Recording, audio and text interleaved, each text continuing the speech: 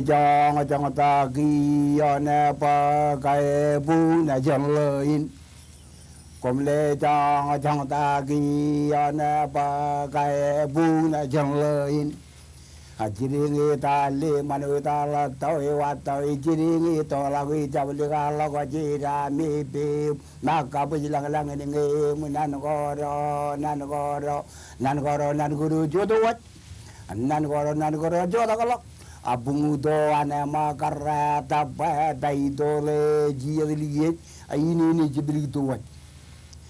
akomolan lale tokole pendre kageri nim jabiru tagi nim kado jaren ni komla guru jila komru jimran ran ge yan nan me ran ge gilo ini ran ge wa ini binin dana amala la biro ro binin jiga jaga jagi janawan jiga jaga jagi ini gejala itu mur mani ni matang laga da malangir gole jibugi togi jibugi mani rai diliye lagai diliye ole agam kala jale iligi jale no to mal jana magar tigi majala bungi lino amajada ane kai ni ane la tagi yang takala tagira taga jone majala batago muru yari tarwa golawi nga golawi raga jabala taga menru jogorino jogorno big kala go yaude gajan ligini katben ligi jaragilona gara ini wama na jawa boje me jaraga dalago jalaro dione metoin eli papan la kawaja iri lama tiga cini kali aku cara kacan warme jama kapalang lalu katan rally merata lale lain giam teriang lalu relang ini yang je tagiang je tagirokom lagu tergiang ya muru ya lamarein capala kemuar yang loyur lagi namai melakat jigrang man wain eni bigari tu ya lagi lamam tu ya jo lo puji kamaro lita buita ini me jigragi toni najim to ma jimin re dal delia capala tagajani bugina jeng le giyewa giyewa ini kulit jo ya tago diardak bujin nang le bukan colok ikan me jo to le kulit bing le nim noela ga jo ni bege ga ya ko modum je virtual nalele program gon me jado to jan laure to me jado to in kiye program ini kanan rajang chabre dar me iki chen alben magdik gein wo raj walo ijin eno de kum kanan rong imek ga raj walo iki chen chaban kan nan poi na do ko a chabre nan ko kachido to kagingan program in email ang magdo ko kumna loy ijil lagun gein ko im rajber yumuntal imwanagan Robert Ramos Enterprises eoi me kamagdo alben magdo gein an alele program yon me jado to ilo dialin chage jubulyo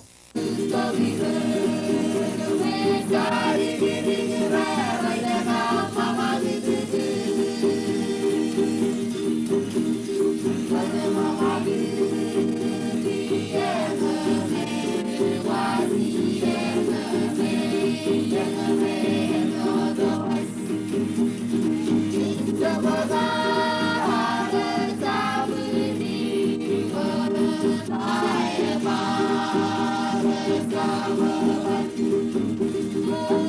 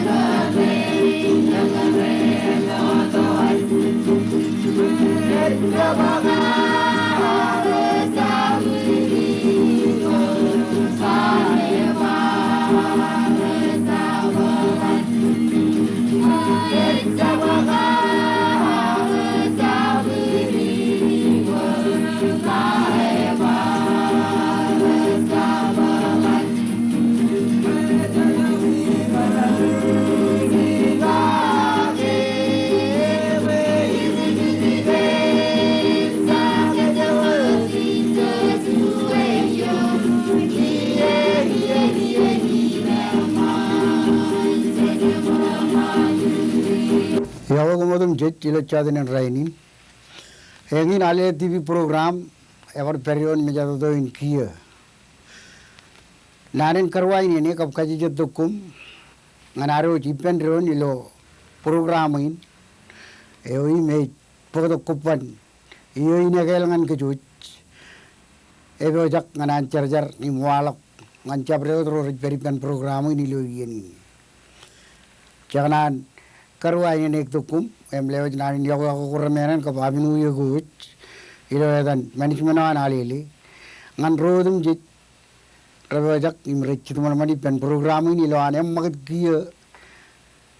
imani ye inagal kia jana on mal lagot tim kacung pagatok magat gitu magada da ilo program ini me bulik man program ini aroj ilo chodin rainin hemilo ye ni jana lelok mejado do in kia ngan chabdawan arari nganai liglago jonal mattenal go rar kabalogi ilo krima jo gap chamlok kia chojim ragmano mak im rong jaga ain gen urring muj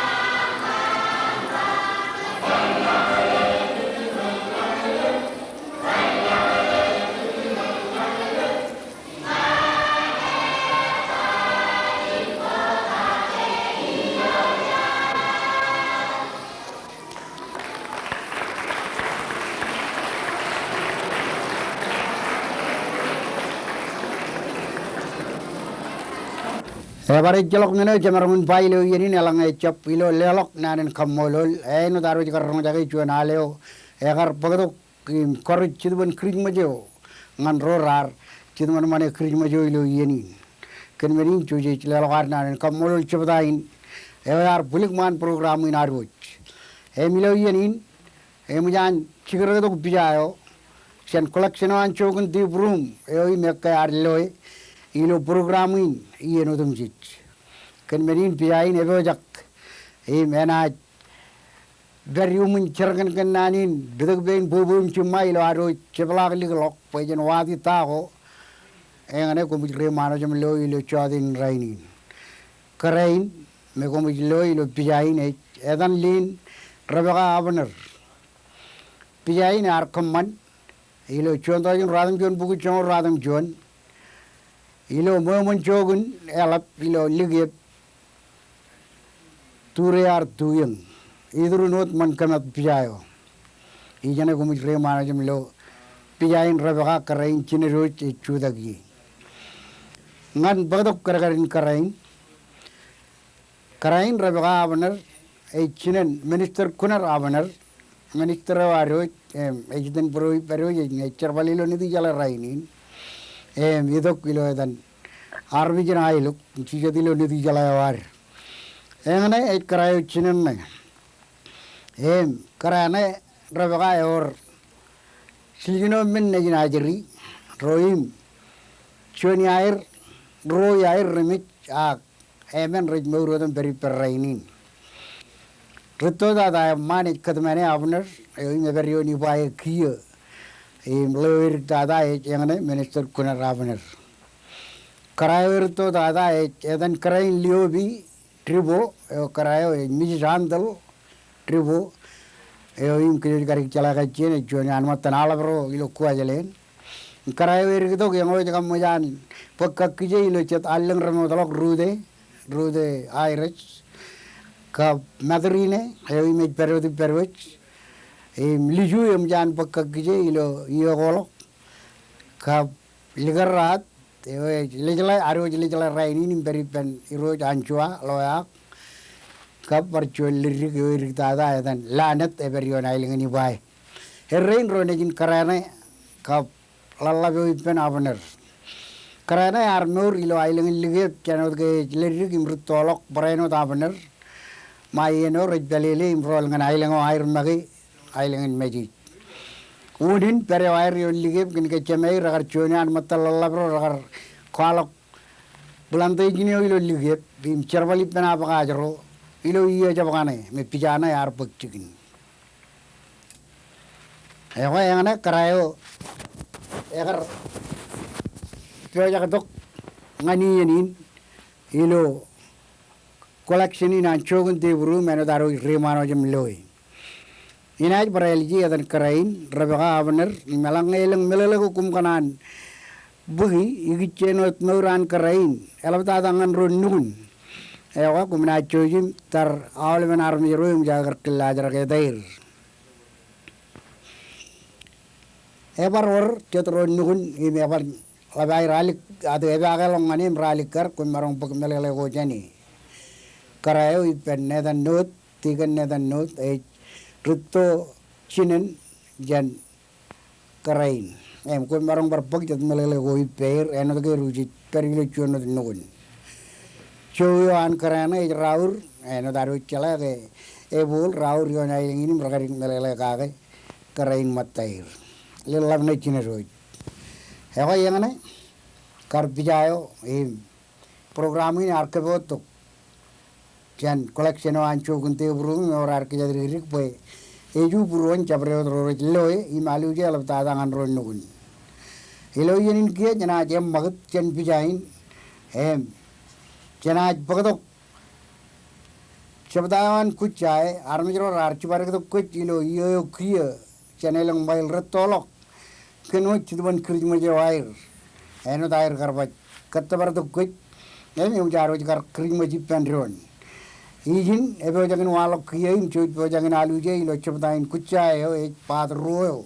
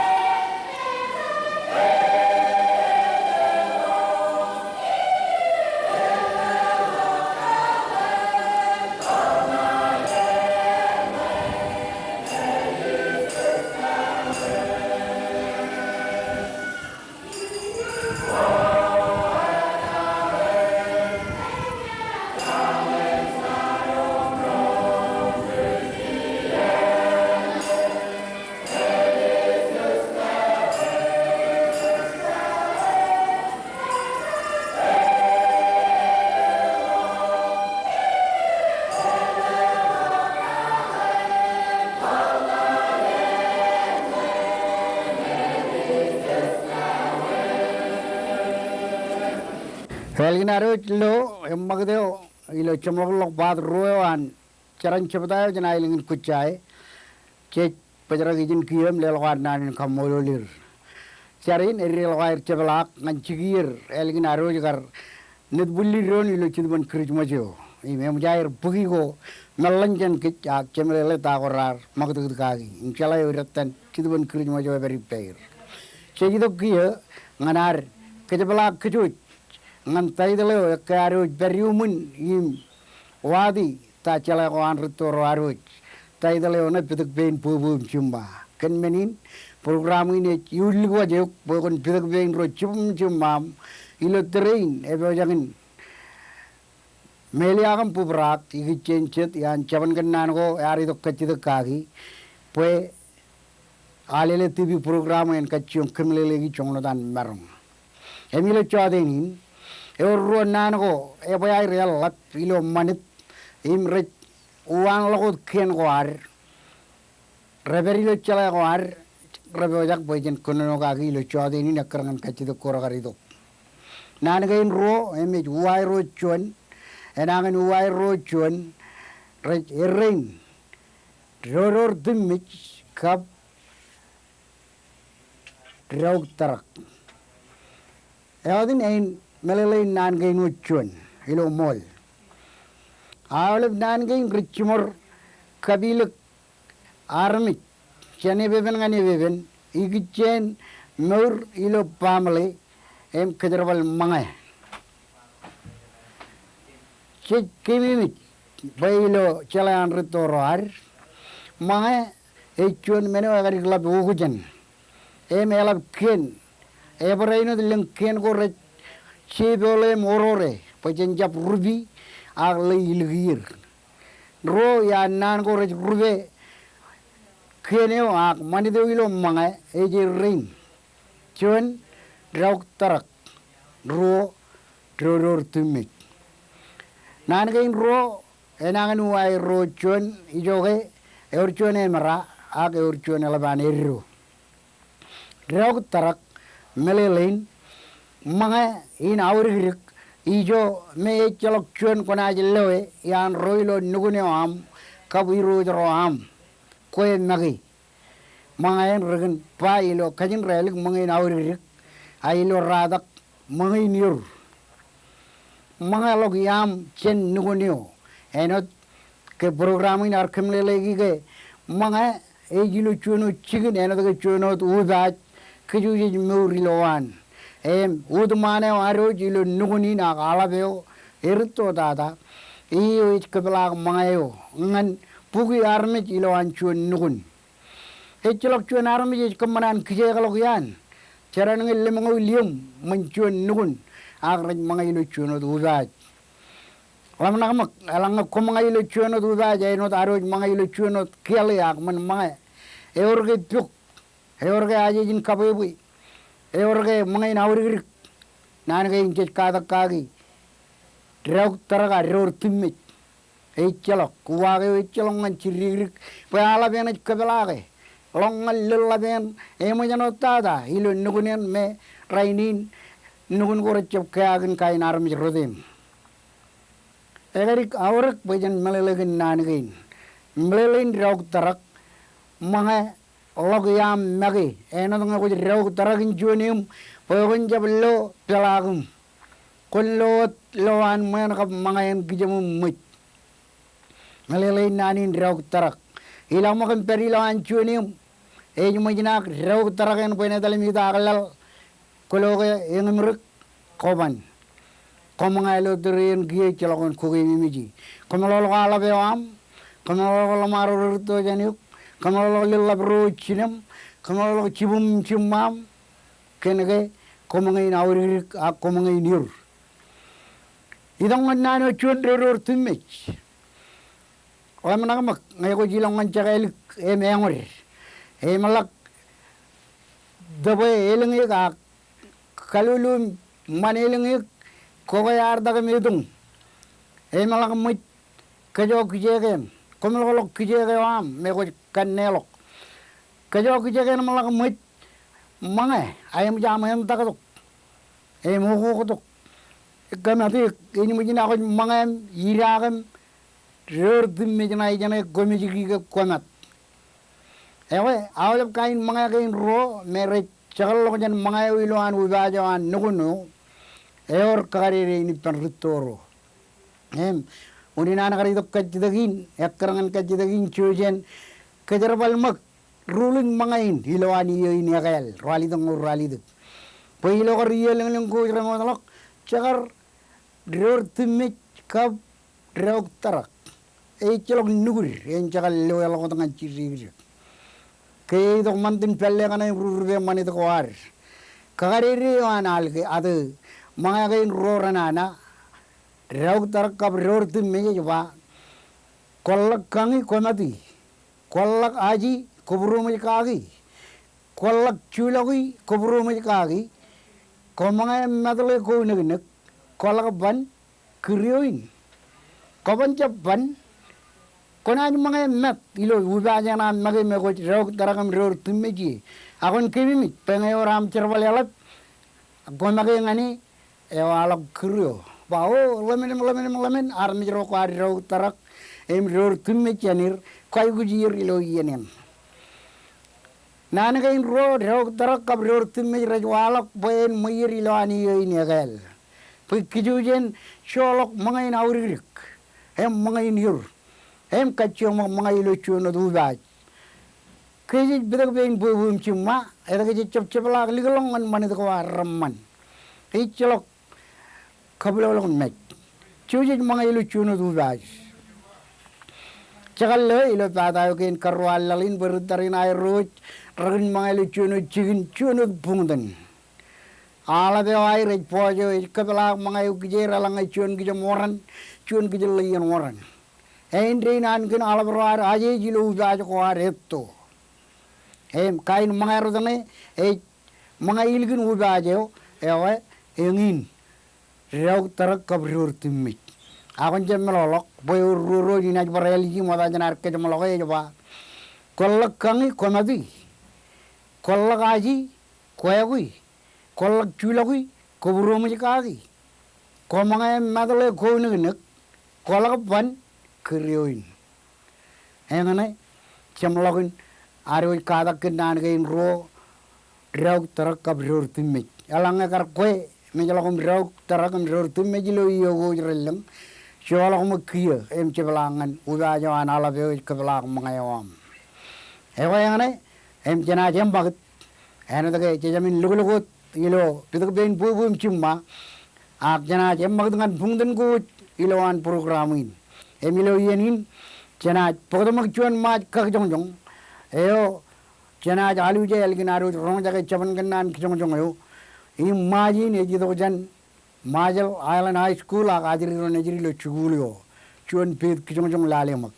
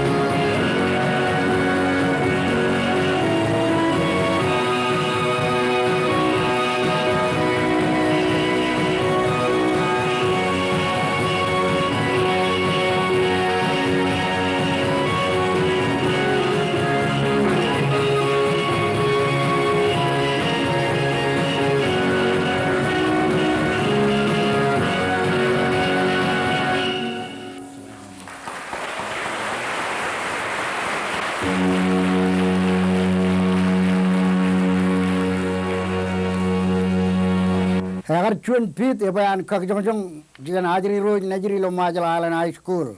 maroj nanin kamolol jilonganir padap malakan pulang ya maroj berot iburur kan menin jan kacjomak naj kamagit Ciduman bulangin jan pururoj ilo aroj naj ciduman man cijamak ipenalili kia janaj lelo mejado doin ngan rubabe na doin aroj misto aran to lobo engane wat mejado doin Joni ni aroj kamolo lani jilo aroj ko vai pandron ilo iye nagal ngan aroj mere krijmaj ga wabinu egron roilo ailengo iligin ga roilo sandergai iganan keba ajriru reringa marong kamau perilo train kenjon bawanado jon lengdak igiche nani ne ba murniam nani ne bawanado yogan lajbunyamen emgen kajor marong an edin lajbunyamen leine choro yeng ilo chorgo choran ailengai nare not melale gage choro iruk kum chalayadan pe to an alilipa kap choro iruk kap choro irilik kum melale hak lajbunyamen choro yeng em leine chon choro egari kam mi jagi to bunim kajori to bun em ignan charagan kanani benayriran ririk ilo ay na perilu chikin ko air ilo mugo yumir ke muruniang kang riang leine mga army kamani chabin serbalaan e borano mga army lein marangan e berigatan army ko timon emji lukun kajibaro ko wawin ngai ba chuan ajrio na ajrutolam kalag moyman en melelege ngai chat chojak moyman lajbun yamana na kai inne moawina na ajrutolam kaboj moyman e kaboje mogda e katage walang imujen jab kirin relang lawanin kigi hai jai guj rioj chane inne kataran meldugi mogda yalang moyo chidni ngalok e jai guj meldugi mogda meldugi du yang boy lajbun yamana jab lon kokore agalang moyo chitala ko jai guj rangale tawle ban rangale guj du yang boy ini tino mejan jan lajbun yamana boy lajbun yamana jab kokore e murniang kang riang e jab lajbun yamode na kokore riang roa boreno darmiro rijlo jan talagin ailen go iruk emion mejado do jabu yeng ten kajori marangan ranai warlano do dipen inem lang jabu yeng lang jabu yevin em lang jabu egan penan rup em loji jabu yeng parainot ejar ngung wawin loji jabu yeng em yevin kenege rejido jan noga rejido jan choya yang kan ejawaino lang jabu iruk ajriran ba lang jabu iruk ejelang ibiruru imamman wanage chalaga ruwada kage kenege lang jabu iruk lang yugo be ka lang yugo dak ilo yanan charabal ejab chon lang ibina ga lang ibiruru emoga jan ugo be ijunin emoga jan rub awleben wawin akargo ari ngai chibaje charagrut ejab kan yamman wawin ar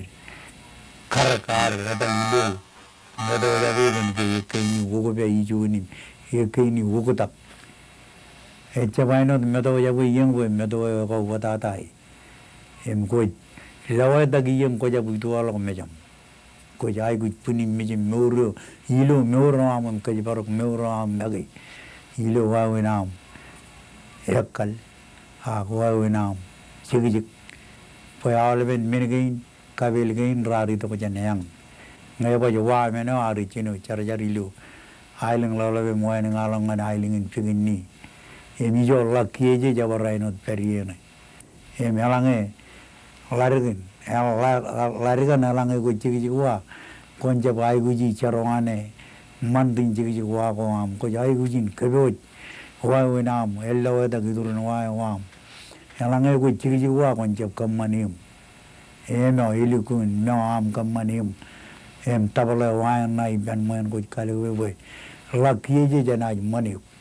yalange ko ji wa kamane minimum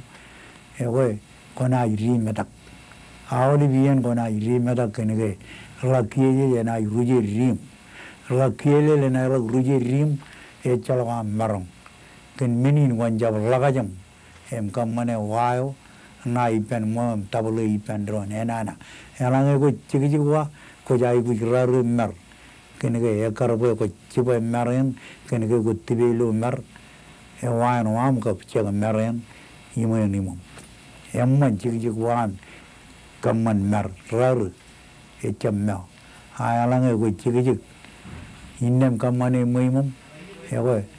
la kele ilu kun to janganan ko kuri rim ruye rim innem awli bien ko chudak ko banja wayan no pokoknya ke emoj ruje rim kariri ilu am cerwane mantin meur ini mantin perem cigi kein kap manim kein kojai gujin kebe ilu pujam pokoknya jam melolok capan kenan kein riju cigi cen pemena do kein ya karangan mantin cigi kuar kap mantin ya kalawar kun likun kajabar kuawan mani degain boy raban chagu boy cha marong ko aro degain eme cha mani do aro degain raban chagu mi kuar lok ne ge e pwen na do mo alo bilu chaman kan na ne ge men ko kona charra ne ga gi ge kona ji kiel ne ko tabal wa mi a kona tibilu maram charra ne la ne ko पर कम्मनी मैंने को रजा करेंगे नाम कम्मनी मैंने को रचर बलेंगे इन्हें कजबारो काजरी मान पे राजबुनिया में नंचा बुयूनियो इलो आम नाच रुतोलन खजूरम चूरा कायलंगे नारी पवंचा बुयोन मेनिन चर्राइन इगिचेन मेनिन चर्राइन गेन रजवालक इगिचेन खजूरम मरमीन ये जितो को जान लंग जाबुनियम पे लंग जाबुनियम eko wadata jabru de meni lawan gene ge lone ega jurin barong cang lamarin jilu irilik iriar ewe lein ya gani marong kaman jabru marong go janir bu gene ge e churan yang em epanin rubiang marong go in ralla bem ragajur e chailu wawin amagdi di nijuot ever kajur yang Parano dilo no loje dem chabre kudu ever kajurem kinege kudu go rito ko janang kudu go ragajura unnai na mojano ajiriran kinege yemujan pulok payu yim kiloan pulok payu yim iloan agar larigro kare pawo elak budlok pawo ibulok payu yim inne munindrina na kajur kudu onrak kinege payo yar pulak em kuduan rak enai paraino kajur inne moawendri kionot menenai kajur iruk kuduna jan rak bayalange kumilale lango bayalange kudu ipumyem ewa enai bercabu enai rol duging demla lor gilu kaili ligen igunim cabu na yalange kudu ipumruk e chamin lor gilu kaili ligen boy ये तो मन ना इरुक प्यायो यार जब पुलो ये मैं ना वर्क चल रहा है जन कदो यो जन रख ये मोए वेंड्रीन वो तक के आयरलैंड में मरों ने ये मन कम हो जानो मरों हो जाना ने ये का कदो यो इरुक बकिन चोनो किन चिरी को दियन किन ये ना निदो कदो आयरलैंड में ऑल में मरों को रख का चूर ये वो एरगाने को जाब जाएगी तो कुछ नहीं ये नो दायरुबा epanin rubiang yawe kajuru niyem yawe i kamolo lu ma ayirira ni lu terin keneke caragan kanani narang ewe anna kwalok chet kajuru marong igi chen ami na irutola wilu kajarbal charbal ko ami ilu yakalim kajarbal charbal ko ami ilo chikijwa emlale wawin marong gainim chap charwani ba marong na janang ega yorjan marong go chilu ilo kona go chilu em kajabarok ami yang ai chegi em kajabarok wawin manid go yeng ba kajor marong ko ganai kenege lene yeng ejbari gatan harmit kaptimon ewe endreini lo yenini choni nien nganarem na yon ronem kamolo ron mere kri muji mabinu drone lo train chang waleng tagilo program ini gitu wajan alili ewe komang kanu yang mola iriram mai yenin dogulal chenai wario drone ngai ankelan aniji Jojna jemmak Chage Juan Al Imrong Jagamak, Chenchavan, Harari, Ak Robert Raimus in the Prize, Chilo Yokio.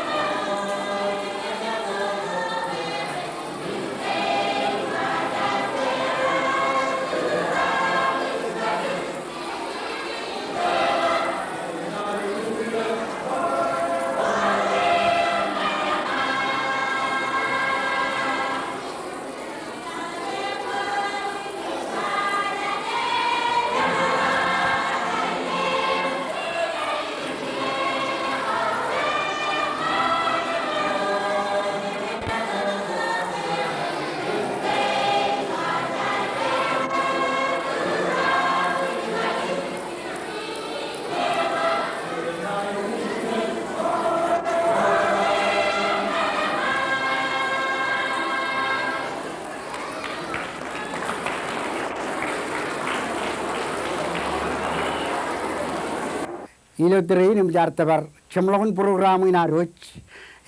chejlal roch nan kamolol ngan rorar tiljek ipen program ini milenger awal pen magdit goch choja lowi iriril wair chamlok kia chejbare inot lelok nan kamolol go roch mere jiyo lok chicken gain telagir ngan national park services ijoit bogalaben Erro ikitin programin kenaj peraino telelongan shogun tibru memorial trust coverage ni ahan eno to ek aro loi mekan pekejin udum jit yumun cerkan kendan ne tudin pubum cuma gap